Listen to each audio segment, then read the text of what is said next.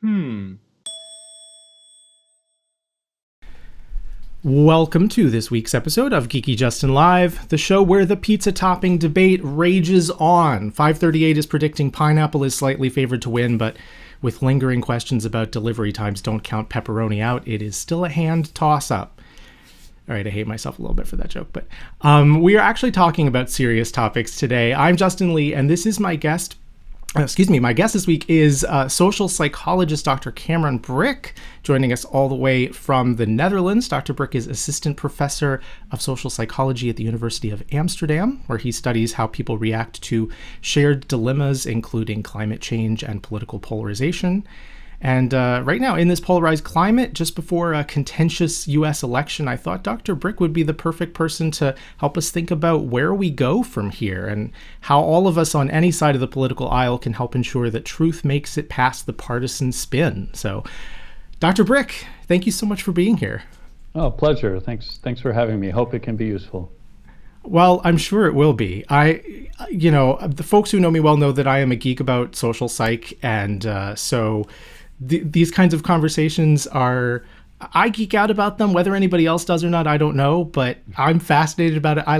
When I was at university, I loved reading, and still do love reading social psych research and stuff like that. So, let's let's geek out a little. Great. Yeah. So let me start by asking you this. We have seen a real explosion of polarization and extremism here in the U.S. And it feels like we've been on this path for a little while, but just even particularly in the last few years, it has felt more and more like it's hard to talk about anything, even things that wouldn't in the past have been seen as political are suddenly political, and it feels like everything is so political that you can't talk to anybody about anything without folks getting upset. But not only that, we don't even seem to be able to know what is truth, because everybody's got their own truth, which is frustrating because, as you know, there are lots of issues that face us as human beings that we need to be able to. I mean, we're dealing with a pandemic right now. You do a lot of research in the area of climate change. So I know what the climate looks like right now in the U.S. Have you seen the same kind of thing in the Netherlands, or is it different? What does that look like? Yeah, boy. There is a crazy feeling in the U.S. right now, and I'm still quite connected to the U.S. I'm from California myself, and I've just moved about a year ago from the U.K. So right now I feel sort of in between these three countries, which affords a nice perspective. And the U.K. is also consumed by a polarized debate lately, led to the front by Brexit. So there's a fascinating interplay there. The Netherlands is quite a different example, I would say. Of course, there are political teams here and there are polarized issues, but it is not quite so all-consuming as an identity or as a lens through which everything is filtered. And there's a couple reasons for that. But I think one of the major structural ones is because of the way that people are elected to political leadership. So the UK and the US use this system called first past the post. So if you were in a majority of votes, then that's it. You are it. And you can, at the size of an entire territory like the UK, this can result in some dramatic inversions where some party could get a lot of votes, but not that much representation, if their votes were poorly distributed across each of the areas. So in the Netherlands, they have a slightly more proportional system, which means that if some party gets 20% of the national vote, it doesn't matter as much how it's spread around the country. They'll get something like 20% of the seats in the parliament. I think this leads to there being a healthier center. So I would characterize some of the issue in the U.S. as the hollowing out of the middle. And I want to be very clear. What has become terribly polarized in the U.S. is the representation in legislature. and the media content, not so much public attitudes. There's some good research that suggests that Democrats and Republicans really overestimate the distance between the parties on common issues like abortion, gun control, climate change, etc. So there's still a really robust, large group of moderates in the U.S. It just doesn't look like that for a variety of reasons. One is that the leadership doesn't look like that. They really are quite polarized, and that's been forced through because of the process of winning a primary. And then the second piece is that the media landscape has changed so much within our lifetimes. And in particular, the sort of death of the local newspaper and this common space by which a limited number of highly trained journalists write about a topic. Instead, anyone can share their opinion online. And that looked originally like a beautiful democratization that would lead to all kinds of great outcomes. It also leads to a really fertile ground for extremism, left and right. And it allows people who have extreme views to find each other and amplify. And if you're interested in stability, that's not a very good outcome. Yeah. Oh my gosh. I want to pick up on 5 different things that you said. This is fascinating to me. So we actually last week on this show had a guest, Dr. Lee Drutman, who is the author of a book called Breaking the Two-Party Doom Loop, where he was making the same case that you were just making about proportional representation and how the first past the post system in the U.S. Magnifies these differences. He was arguing that even though we've had a two-party first past the post system in the U.S. for a long time, that in his view, until a few decades ago, those two parties were themselves so diverse in terms of having both conservative Republicans and liberal Republicans and conservative Democrats and liberal Democrats, that we had what he calls a sort of hidden four-party system that then, as the parties became more national, and then you had liberal Republicans become Democrats and conservative Democrats become Republicans, that we ended up with a much more polarized two-party system, which is furthering this kind of polarization.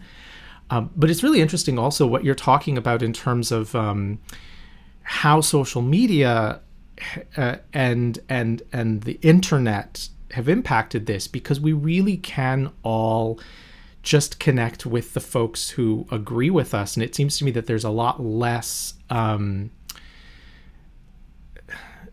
there's less need, if I can find people online wherever they be who share my particular niche views on my particular niche issues, there's less need for me to continue to get along with the people who are around me who disagree. Yeah, and that's very well said. So then eventually those people stop making sense to me because I haven't been in dialogue with them this time. So there's so many things, but let's pause on that for just a second. I think we used to take for granted the idea that we would share a national sort of dialogue that had the same kind of starting places, and then you would filter it through a set of values or priorities, and you would arrive at some preferred policy position or something. But we're not even standing on the same ground anymore, and it's a bit of a rude awakening. And I think a big part of it is that not just we can select echo chambers if we choose, but it's extremely hard to avoid them because of how social media platforms operate. There's a lot of this that is just really difficult to detect as the user. You just experience it as a kind of part of the fabric of what's happening. You don't realize how much filtering is happening, and it's happening because it's profitable, essentially. Like the platforms are built in a way to drive engagement, and driving you towards things you like is engaging. Another thing that's highly engaging is outrage. And so we especially Twitter seems to me like a place where, I don't know, a quarter of my feed is constantly someone shouting about something that's wrong. And the world is full of things that are wrong. But it's not clear that that those posts are very productive to me. Like, what is the desired outcome? If you're Twitter, it's very hard to avoid operating in a way such that the desired outcome is me being on the platform seeing their ads. I mean, that is the business model. So that's not the same thing as we have a productive conversation between people of different political stripes. You know, that's not how it's built at all. And when I look at my feed, even if I've tried to follow people of all political ideologies, I might be being fed particularly things that are outrageous, so that I end up clicking on them and commenting and such. Yeah. You've hit on something that's really, really frustrating to me that I'm still trying to figure out how to deal with. I have a fair number of Twitter followers. I feel like I have views on issues that I would like to share with my Twitter followers. But I'm a big believer in nuance. I'm a big believer that, particularly on controversial issues, it's rare. I mean, it's often the case that I think there is a right side and a wrong side on an issue, but it's rare that I think that it's simple. Often, even the folks who I think are wrong may have some valid points or criticisms that need to be dealt with honestly, you know, and so forth. And one of the things that I find really frustrating is that in this social media climate where everybody's just shouting at each other, let me back up. When we get on social media, there is this built-in reward system that I feel like I've done a good job if I post something and I get a lot of likes and shares, or on Twitter, a lot of retweets. You know, it feels like this instant gratification thing that says, what you posted was valuable because look at all the people who are sharing it.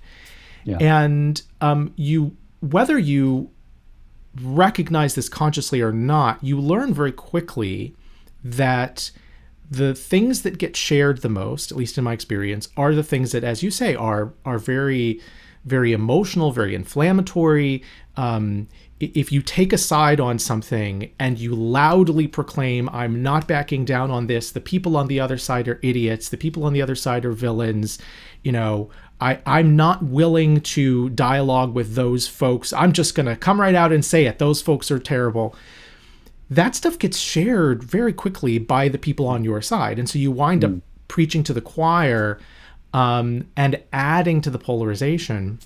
Whereas if you go on social media and you say, well, you know, I have this position, but honestly, I do think we need to take the criticisms of the other side seriously because it's actually a little bit complicated. And, you know, I don't think my side's right about everything all the time, even though I do have this position. But let's talk about, you know, well, first of all, you can't even get all that into a tweet.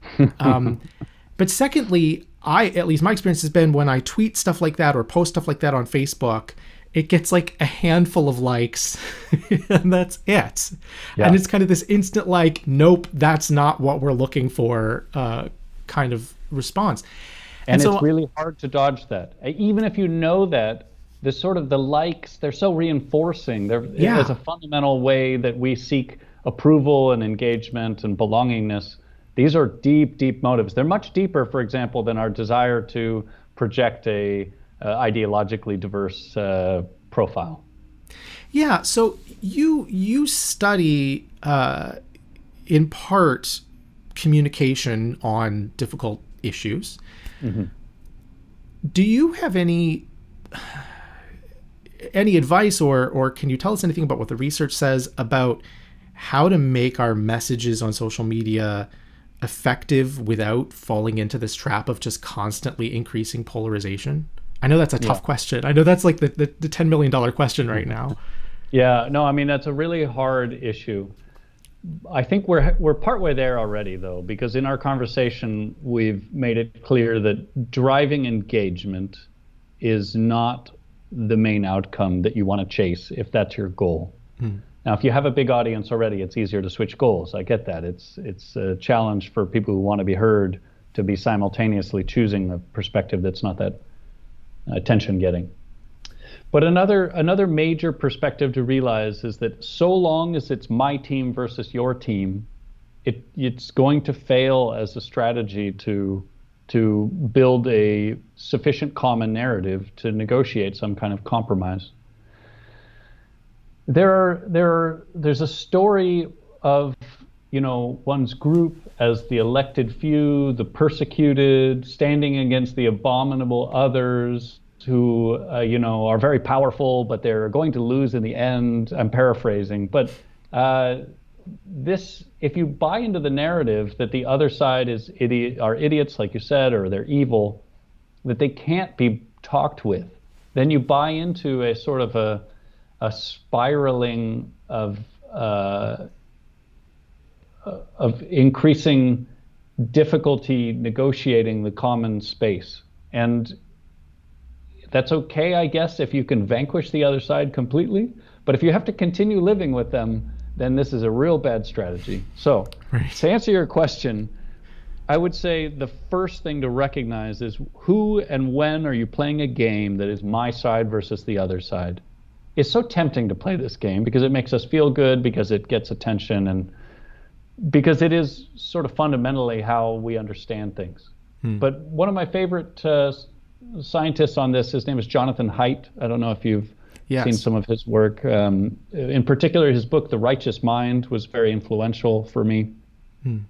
And he helped use a psychological lens to explain the sort of constant tension in society between the conservative right that is interested in tradition, preserving the wonderful things that we have built in our families and markets and society, and the left, the progressive left, that's interested in reform and new kinds of justice and improving in part through breaking things.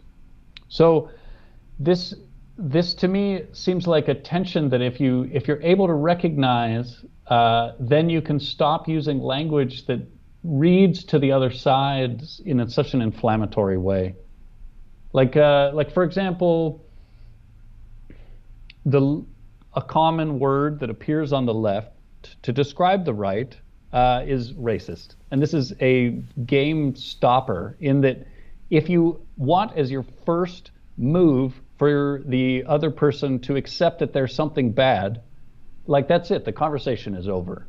And if you're on the right and it's like, snowflakes or social justice warriors or something, then the left is like, oh, wow, so you're trying to hurt me precisely in the thing that I care about most. Conversation's over again. So it's hard, but I think to recognize what is it that the individual is trying to accomplish, and if you can get them in a frame other than conflict between groups, then suddenly there's something opening up there. And some of the ways to do that I have used are surprise. You can just start off by mentioning something they care about that you also care about. It's very disarming. Like, so speaking in a number of different areas, it can be very interesting to speak with people who are not academics. So I teach some executive education, and then these are all CEOs and powerful group leaders in the business world. And they're not expecting me to talk about markets and what they're capable of solving and ways to address sustainability through economics and market mechanisms. If you start that way, they're immediately like, oh, I thought he was going to be a hippie, but actually, and so that's a good moment where you can find common ground. And we see our political leaders doing this sometimes. And yeah, okay, it looks like pandering maybe at the national level when they say, let's all come together as one American people and do some grand project together. But it is basically the starting place for a conversation. This resonates with me a lot in my work in faith communities. I've done a lot of work as someone who grew up in a very conservative evangelical home and then came out. I've spent a lot of time talking to fellow evangelicals about why I would like for them to change their attitudes toward LGBTQ people. And one of the things that I try to do is to emphasize the kind of common ground you're talking about, as a fellow evangelical, which is something that someone who's not an evangelical can't do as easily. They may have to find other areas that are common ground, but it's something I can do. I can say, look, I share all these values with you, and I get what you're trying to do, and I don't think that you're just trying to be, another one of those terms you're talking about that sort of ends the conversation is homophobic. I don't come in and say, oh, you're just being homophobic. I try to find what it is that I think that that this person intends, what's the good they're going for, even if I disagree that what they're accomplishing is good, as a way of starting the conversation with some common ground, like you're talking about. We have a comment that's related to this from one of our live viewers. Jeffrey asks, if I can click this, there we go. Isn't part of the problem, Jeffrey says, isn't part of the problem that there are some ideas that simply don't support the idea of common ground? For example, the idea of white supremacy that rejects people of color has no clear point of common ground. On the other hand, conservative versus liberal Christianity has faith in Christ, faith being key, as common ground. What would you say about that kind of situation? Do we just have to draw lines in the sand sometimes?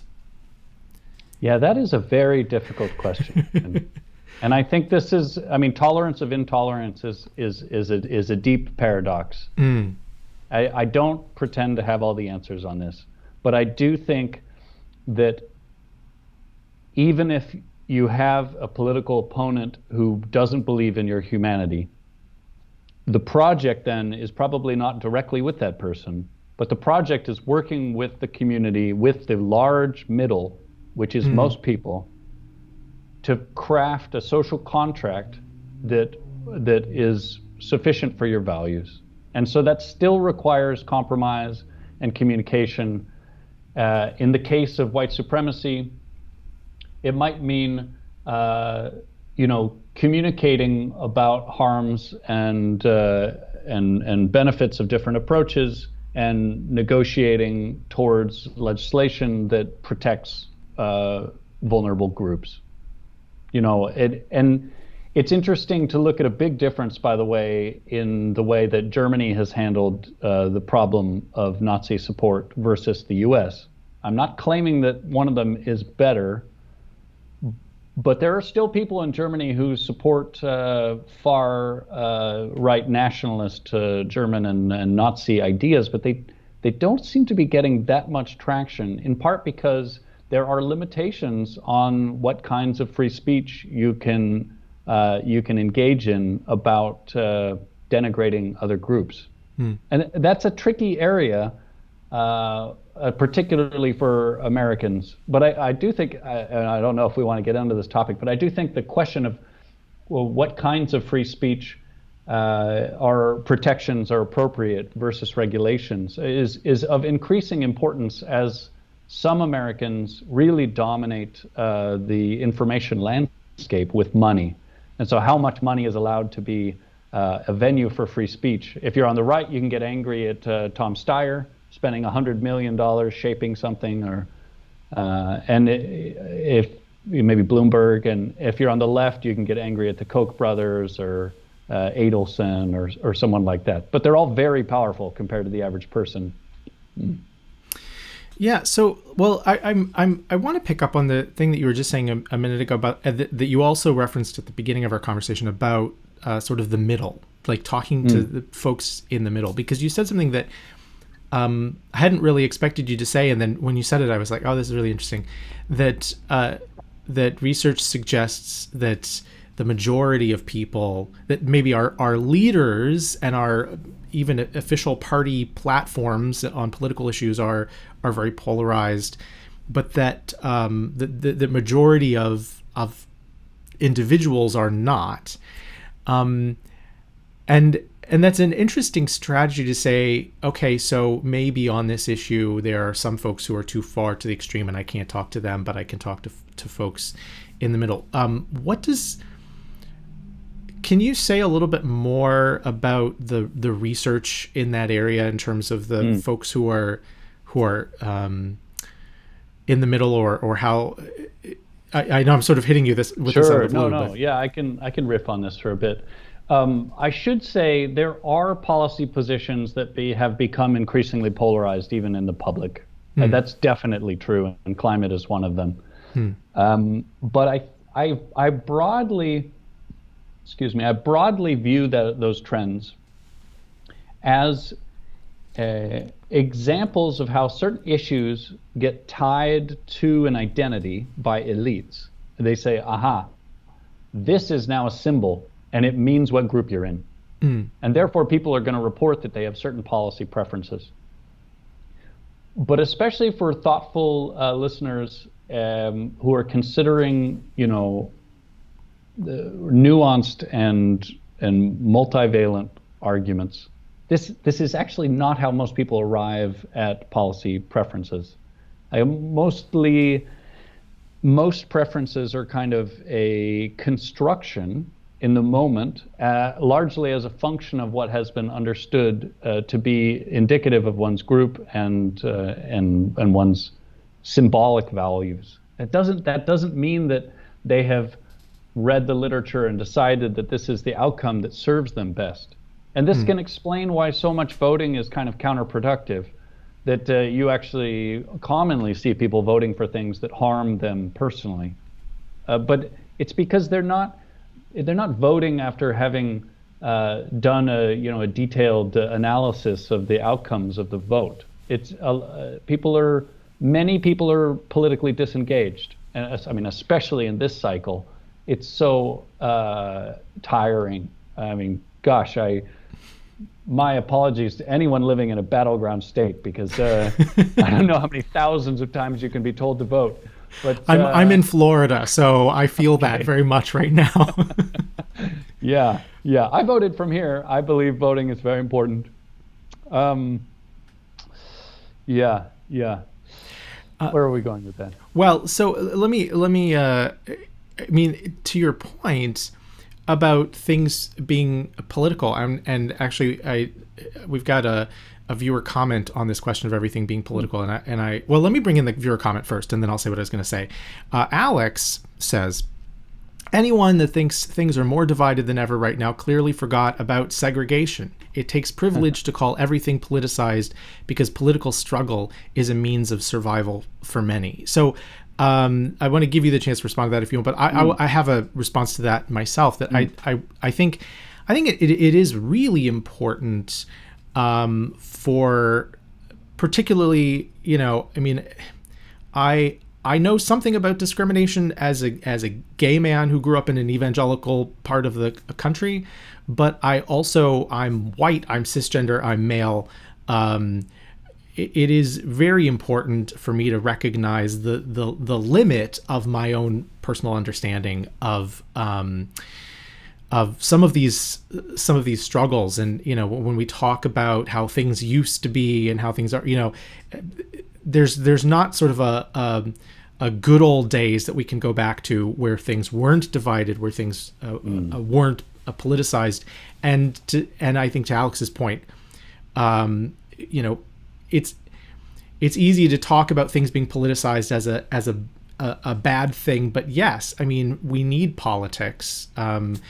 The issues that we care about, whether we're talking about racial justice, whether we're talking about abortion, whether we're talking about climate change, whether we're talking about guns, these are issues that matter to us for a reason, and they affect our lives in a lot of ways.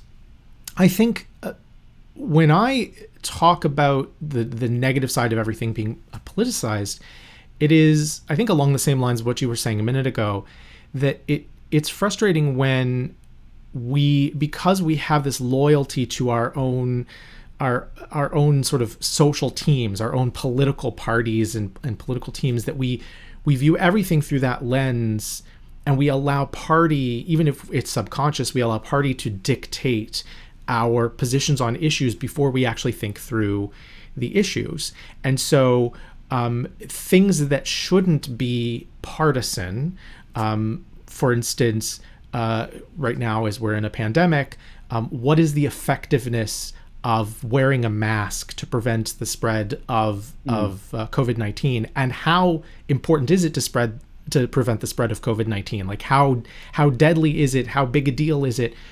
these are questions that we should be able to answer just by looking at facts and figures, and our position shouldn't be determined by our party.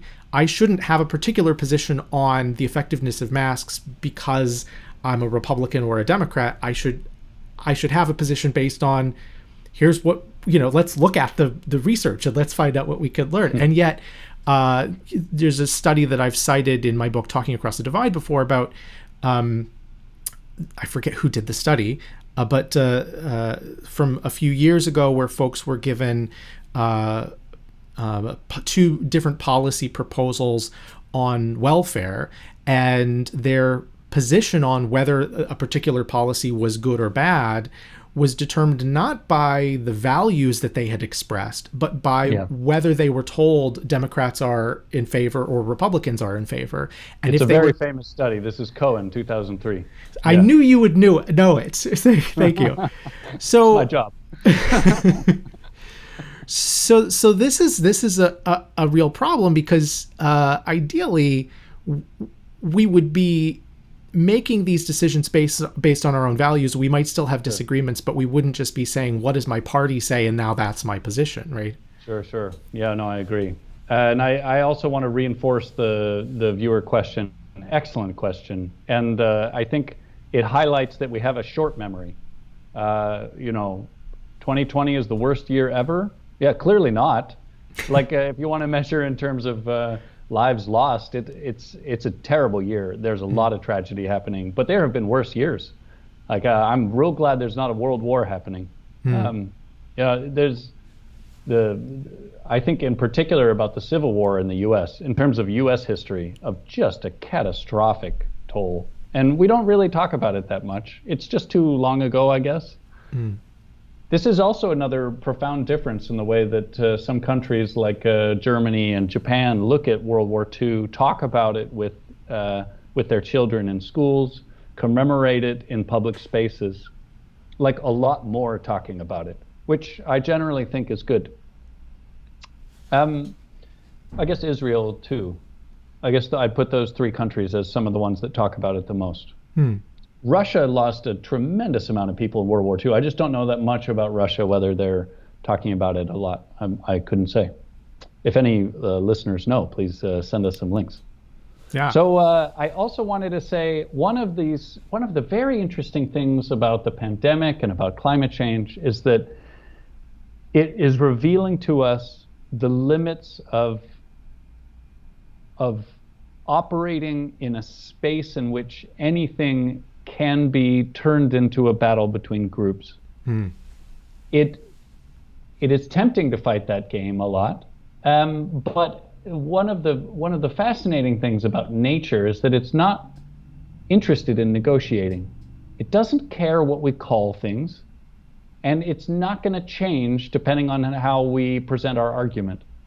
Like the fatality rate of this disease will remain unchanged. It does change over time as part of a biological process. It becomes less fatal. But my point is, it's not changing because of something someone said on a news network. And that's very fascinating, because in our media landscape, I used to think that the news was constructed of things that you needed to know in order to operate in the world. And in part it is, but a lot of the things in the news landscape, and I particularly thank David Frum for this comment, conservative commenter, he points out that so much of the news is about how people are reacting to each other's arguments. Like that's, at one level, that's not news.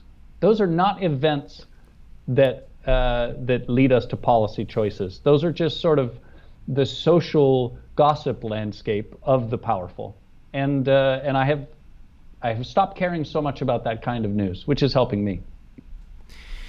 Somebody before we came on, I asked folks earlier in the week if they had particular questions that they wanted me to ask, and one of the questions was from Ken. And you just made me think of it talking about the news media.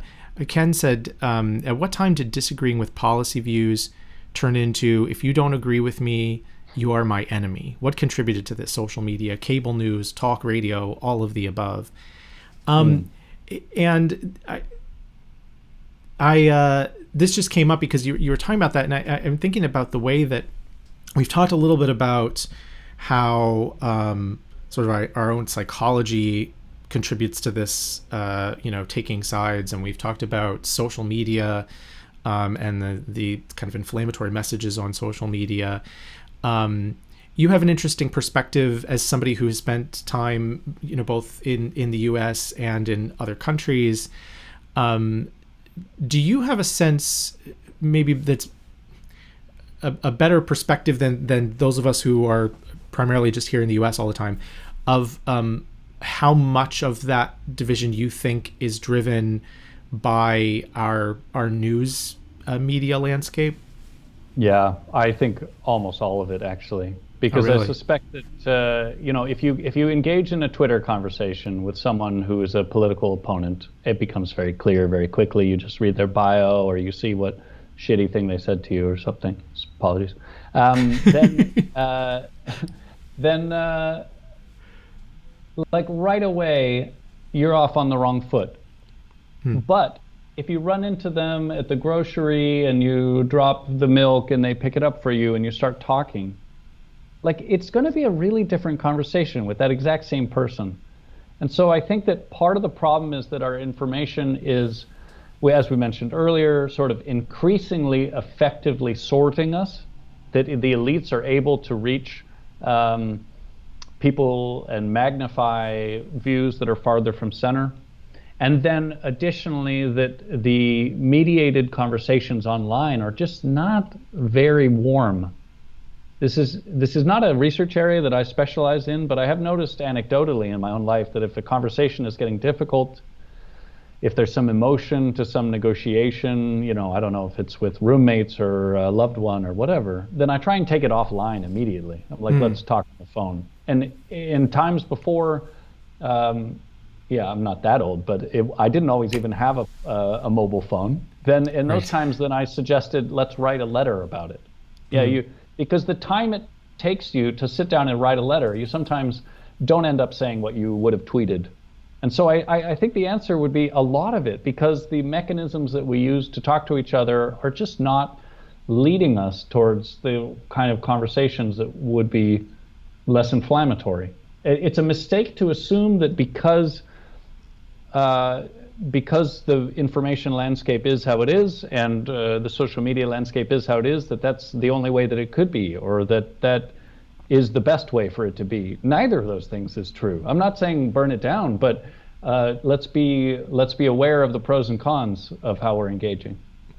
Yeah, I mean, to your point about the interactions we have, it does feel like we, in these social media spaces, or when we're watching the news and it's very kind of abstract, we lose sight of the human beings on the other side, and we just imagine them in the worst possible ways.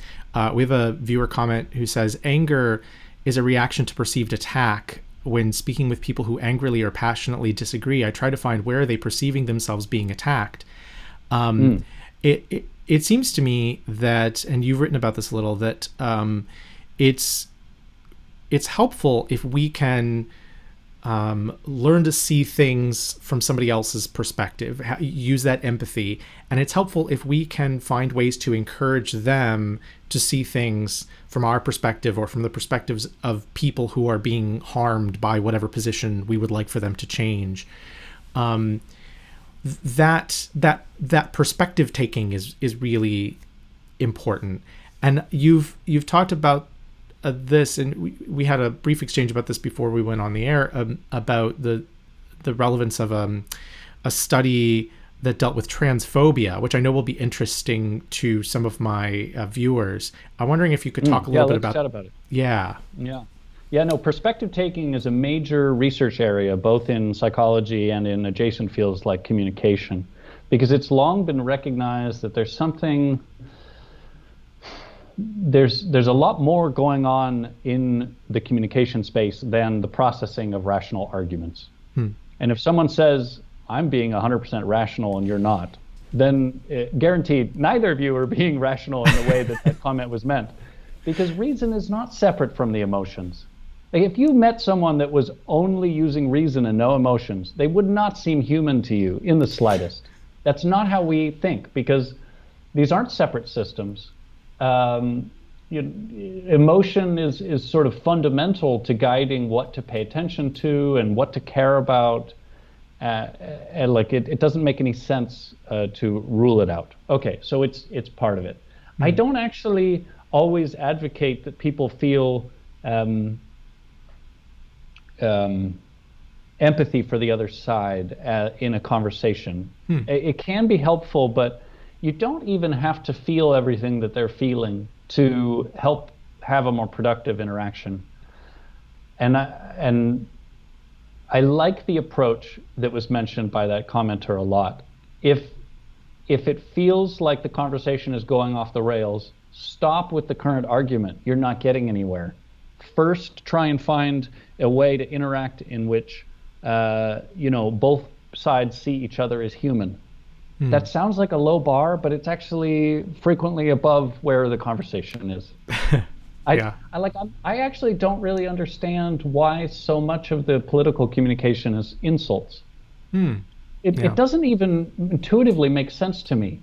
Like I come at this from the same sort of perspective that you do, that there's worthwhile arguments and engagement and in all quarters, maybe not all quarters, let's leave the Nazis out, but like almost everywhere there's worthwhile information. So why wouldn't you want to incorporate that information? I don't know. Is it too threatening, or it would be a really profound mistake to class all your opponents as idiots. Like that's really self-defeating actually, because you're missing out on a ton of potentially useful information.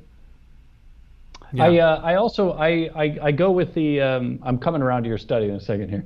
I go with the psychologist Paul Bloom. He wrote a book called Against Empathy, and I find it absolutely fascinating. So just to briefly mention, he suggests that empathy is not actually the best way to improve the world. If you take as the sort of primary goal to help as many people as possible, to reduce the suffering of many people, to help people flourish and support their families and the rest of it, empathy is responsible for strange effects like the fact that people will donate more to a charity campaign when the ad features one little girl than if it features 25 kids that are boys and girls. And people have a weird pattern of donations that suggests that many donation motivations are about participating in a kind of a signaling motion, either for how one views oneself or for how they want to be viewed by others, rather than accomplishing the most good. So, like one of the I think pretty unsexy problems in the world is malaria. And another really large one is worms that people get from walking around barefoot in areas that don't have good sanitation. These are massive public health problems globally. They could be addressed. They're reasonably cheap to address at the order of an individual. But they don't attract that much attention, or they're not attracting attention proportionate to their importance. I mean, we just spent $14 billion on an election. It's a weird investment. I mean, in that we were going to do it anyway. Well, we're getting a little bit off track here. Well, just as an aside, let me say, like, it's interesting that, when you talk about how, like with one little girl, like the story of one little girl, the picture of one little girl is more impactful than a whole group of people. I mean, in my work, I found that telling my story as an individual has been much more impactful in shifting people's thinking on issues I care about than talking in the abstract about sort of, oh, your position is harming all of these people. It's more, like you said, this one person. But I do find that, and so I've talked a lot about the importance of sharing stories, personal stories, to get people to care about the issues that you care about and to understand your side of things. But that is particularly difficult, and I don't want to keep you from getting to the study you want to talk about, but I would love for you to talk about, actually. But it does strike me since you're someone who studies climate change, that it is much more difficult to have a personal story, the little girl, when you're talking about an issue like the climate, which feels like such a huge thing so far beyond our daily lives, like, climate change over generations. I don't even know how you do that. Boy, well, they don't either, which is why part of why messaging hasn't been that effective. Yeah. No, that's a great point. I'm glad you mentioned it. It's actually a good segue into this study, because the Brookman and Kala study, I should preface this with, there is a ton of social psychology, political science, et cetera, research trying to provide certain messages that will, push and pull the most important psychological levers and get people to change their beliefs, their attitudes, or their behaviors. Most of these messages are not very effective, or if they are effective, the effect is very small. Now, that might be a good thing. Like, it's a scary world in which I could figure out a lever that would pull, that would make my messages super effective. That's maybe not a world we all want to live in, actually, but advertisers want to live in that world. Yeah, no, these messages do work, by the way, but they're not that effective, and some of the effects are quite transient, which is interesting. So, it would be like starting a new beverage company and trying to fight Coca-Cola in terms of brand awareness and associations with the brand. Like, good luck. No, the messages do work, but it takes a lot of exposure. So this study is interesting because it's one of the few that moves into the field. And so what they did is it's actually kind of fascinating backstory, because there was this study, it was published. It suggested that going out and canvassing individually on a difficult polarized issue, in this case trans rights, led people that were spoken to in person to shift their beliefs, and that those shifts lasted over time. That's already a real interesting result. Then that original study turned out was faked. The data was faked. The theory was good, but there was fraud. This is super rare. There's actually not that much fraud in science, I would say. Maybe Stuart Ritchie thinks there's more. There's a medium amount, but it's pretty rare among any of the science that I have looked into closely. Now, what Brookman and Kala did is they decided, we're going to replicate this controversial finding, because actually the theory is still pretty good. And what they did is they had canvassers who themselves were trans go around. This was in Florida as well, I think, in Miami, and speak to different people in houses about this political issue, about their experience as group members, and tell in what must have been a sincere and personal narrative, in the same way you were just talking about doing. Those narratives appeared to connect, because the households had changed beliefs even 3 months later. So this is effective. And that's fascinating to me, because it reminds me of what kinds of engagement across the aisle are most effective. And this is kind of the central question of our talk. Let's see. Changing your profile picture on Facebook to include an image, not accomplishing anything. So what is it accomplishing? This is very similar to the sort of anger comment earlier. It's useful to back up and think, okay, what need is being fulfilled with this kind of gesture? And I will suggest it's not effective. Okay, well, that's a separate question, because, we have more fundamental social needs than doing effective outreach. So talking to people in person, at town halls, when was the last time you went to your town hall meetings and spoke about local issues? Do you know who organizes the water board? In the Netherlands, the water board is like a really big thing. People really care about who is responsible for the water in their area, because a lot of the country is underwater. And so it really matters that the dikes are in good shape, that the canals are maintained, whatever. And there's a lot of civic engagement at this level, which is great. You want lots of civic engagement. So what are those spaces, and are you participating in them? I would value that so much higher than even the finest tweet you could craft. So we're getting towards the end of our time, and I I want to ask. Well, so I have a tradition on this show of always at least asking the guest one question that's not terribly serious. I had I've visited the Netherlands one time ever, and it was when my book. This is the Dutch edition of my book that came out a few years ago, and so it's cool that I have this. Like, it's like I wrote this and I can't read it. It's so interesting to like flip through it and be like, let me see if I can guess what section this is. But I got to, when the book came out, I got to go visit and spend a few days over there and speak to some folks and all that. It was really wonderful. I really enjoyed the food when I was there. I miss some of the things that I got to have. I think the thing that I miss the most is the ability to shamelessly eat chocolate sprinkles on bread for breakfast. Yes. I'm wondering, since you haven't been there particularly long, do you have any food things or other cool cultural things that are just like your favorite? Nice.